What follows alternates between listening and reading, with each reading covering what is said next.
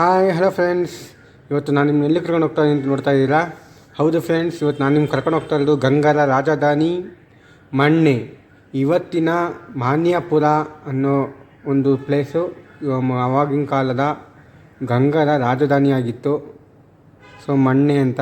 So ಆವಾಗಿನ ಕಟ್ಟಿದ್ದು ದೇವಸ್ಥಾನ ಕೂಡ ಇದೆ ನೋಡಿ. ಇಲ್ಲಿ ಎಲ್ಲ ಪಾಳು ಬಿದ್ದುಬಿಟ್ಟಿದೆ. ಸೊ ನಮ್ಮವ್ರು ಯಾರು ಇದನ್ನ ಉಳಿಸ್ಕೊಂಡಿಲ್ಲ ಕರೆಕ್ಟಾಗಿ. ಇದಕ್ಕೆ ಒಂದು ಇದು ಕೂಡ ತಾಲೂಕು ಕೂಡ ಕೊಟ್ಟಿಲ್ಲ ಇದನ್ನ. ಸೊ ತುಂಬ ಹಳ್ಳಿ ಥರ ಉಳಿಸ್ಕೊಂಡಿದ್ದಾರೆ.